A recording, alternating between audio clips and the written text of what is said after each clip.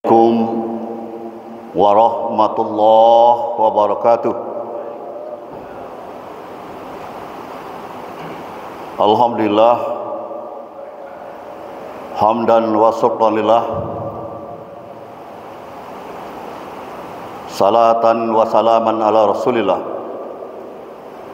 Asyhadu an la ilaha illallah wahdahu la syarikalah, wa asyhadu anna Muhammadan abduhu wa rasuluh sallallahu alaihi wasallam la nabiyya ba'da. Allahumma salli ala abdika wa rasulika Muhammadin wa ala alihi wa ashabihi rasulillah ajma'in. Faqala ta'ala fil kitabil karim, a'udzu billahi minasy syaithanir rajim. Yas'alunaka anil anfal, qulil anfalu lillahi war rasul, fattaqullaha wa aslihu zata bainikum, wa ati Allah wa rasulahu in kuntum mu'minin. Faqala ta'ala, innamal mu'minuna ikhwah fa aslihu baina akhwaikum ittaqullah la'allakum turhamun. Shadaqallahul azim. Kaum muslimin dan kaum muslimat sidang jamaah salat asar rahimakumullah. Alhamdulillah, kembali kita mensyukuri segala nikmat yang telah dicurahkan Allah kepada kita. Selawat dan salam paling besar kita Muhammad sallallahu alaihi wasallam. Tausiah kita menjelang salat asar ini, kita ambil sumbernya. Yang pertama dari surat Al-Anfal, surat yang ke-8 ayat pertama. Dan kemudian surat Al-Hujurat, yaitu surat yang ke-49 ayat 10. Ayat ini pada dasarnya membicarakan persoalan harta rampasan perang, yaitu pada waktu perang Badar.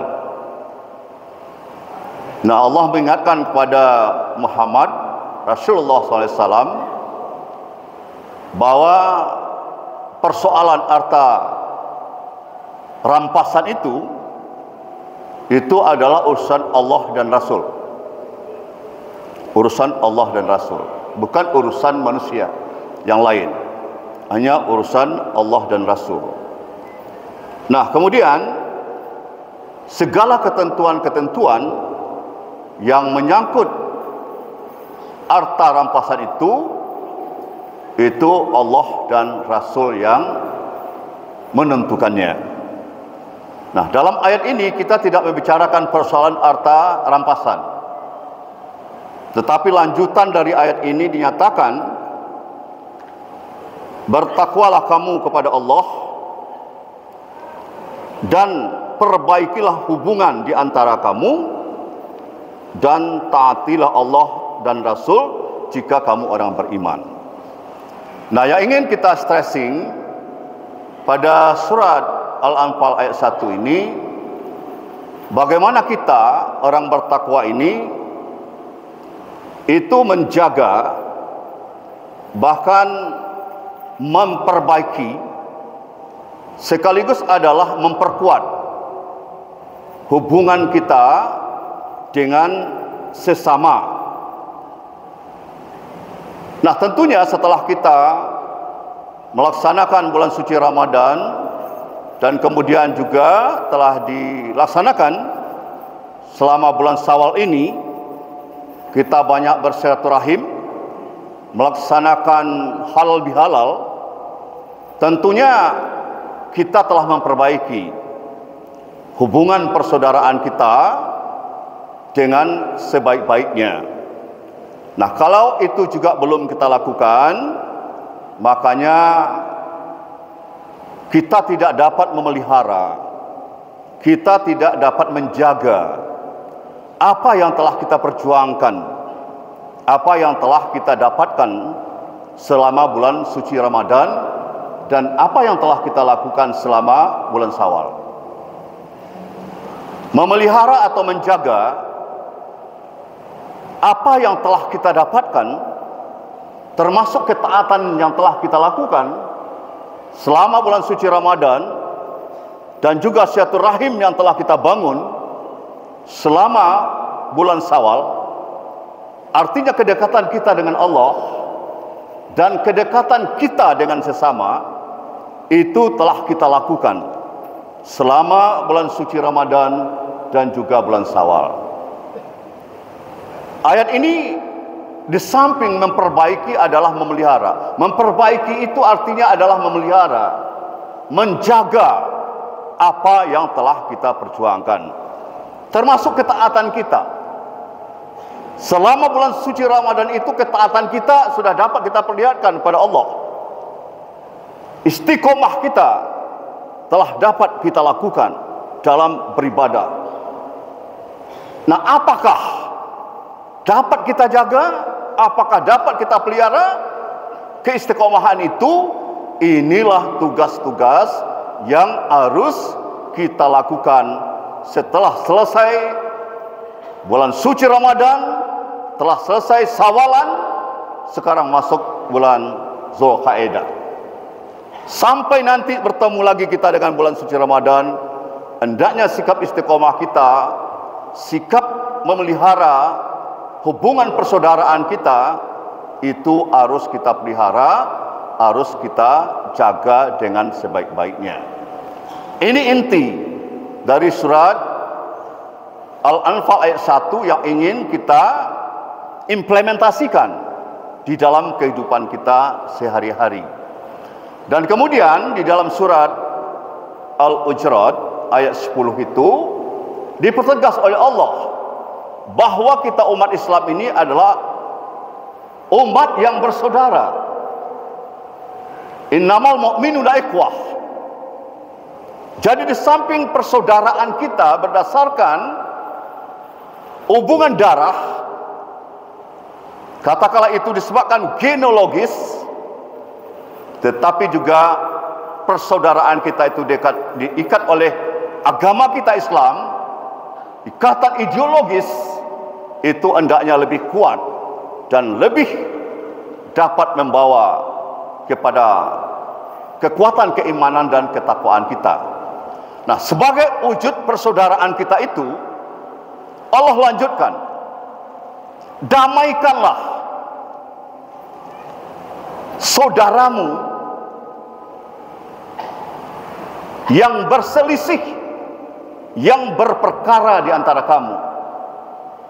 Damaikanlah di antara saudaramu yang berperkara atau yang berselisih di antara kamu. Salah satu penyebab data dan fakta, bukan hanya fenomena lagi, persaudaraan kita itu yang diperintahkan Allah untuk selalu diperbaiki, dipelihara dan dijaga. Tapi tren, bahkan data dan fakta menunjukkan sekarang ini persaudaraan kita itu menimbulkan perselisihan, menimbulkan perkara. Terkadang hanya persoalan dunia, yaitu persoalan harta benda, harta warisan, kadang malah harta pusako tinggi. Kalau kita bandingkan harta rampasan perang tadi, hanya Allah dan Rasul yang mengatur. Harta pusaka tinggi ini sebenarnya harta Allah. Siapa yang punya? Hak komunal. Tidak satu pun boleh mengklaim harta pusaka tinggi itu adalah milik saya pribadi. Tidak bisa. Oh, mentang-mentang saya hari ini penghulu, saya datuk, nenek mama kepala waris, saya yang menentukan segalanya. Tidak bisa. Justru mama kepala waris itu menjaga harta warisan itu bagaimana bisa nanti diwarisi oleh generasi-generasi yang akan datang. Tapi fakta menunjukkan di pengadilan kita, perkara-perkara harta warisan, pusako rendah, pusako tinggi, kadang merusak hubungan persaudaraan kita. Nah, kita umat Islam hendaknya menyadari bahwa semuanya sudah diatur oleh Allah. Kalau soal pusako rendah, ada aturannya. Hukum Islam menurut syar'i, hukum faraid sudah ada aturannya. Silakan diselesaikan menurut itu. Tidak ada yang mengklaim bahwa dia yang lebih berhak daripada anak-anak yang lain. Semua sudah jelas. Kenapa laki-laki mendapat 2 bahagian di Minangkabau ini? Ada yang mengatakan orang lain itu tidak adil. Justru itu yang adil. Karena laki-laki di Minangkabau itu tanggung jawabnya lebih berat dari laki-laki di luar Minangkabau. Dia bertanggung jawab kepada ibu bapaknya. Dia bertanggung jawab kepada adik kakak perempuannya. Dia bertanggung jawab kepada anak cucu keponakannya. Dan dia bertanggung jawab kepada anak dan istrinya. Wajar dia kalau mendapat 2 bagian dibanding perempuan 1 bagian itu. Itu yang adil. Karena telah menurut proporsinya. Nah, makanya jangan ada persengketaan, persaudaraan rusak disebabkan karena harta pusako tinggi yang datangnya dari Allah. Siapa dulu yang mewariskan juga tidak jelas. Tetapi kalau memang kita keturunannya yang berhak, maka tidak ada boleh yang mengklaim satupun, karena itu adalah hak komunal. Kenapa ini saya sampaikan? Karena sekarang dari Kantor Pertanahan Nasional itu mengatakan bahwa pusako tinggi hak komunal ini sudah bisa disertifikatkan. Saya diskusi dengan Buya Gus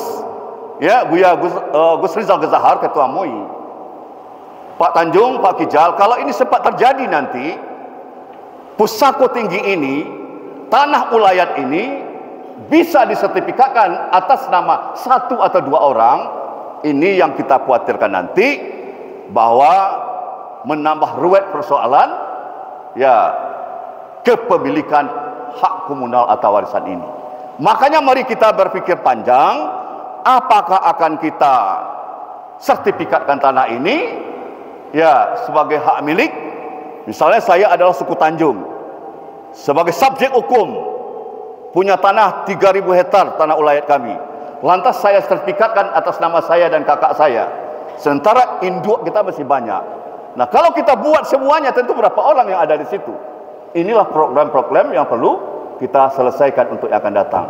Artinya jangan kita serta-merta mumpung ada aturan mengatakan bahwa hak komunal pusako tinggi ini bisa disertifikatkan, maka marilah kita musyawarahkan dulu. Kalau memang iya juga, supaya jangan terjadi pertengkaran, perselisihan, merusak persaudaraan, musyawarah mufakatlah dulu dalam kaum itu, apakah jalan ini yang terbaik untuk ditempuh. Fastabiqul khairat, nasrun minallah wa fathun qarib, wa basyiril mu'minin. Wassalamualaikum warahmatullahi wabarakatuh.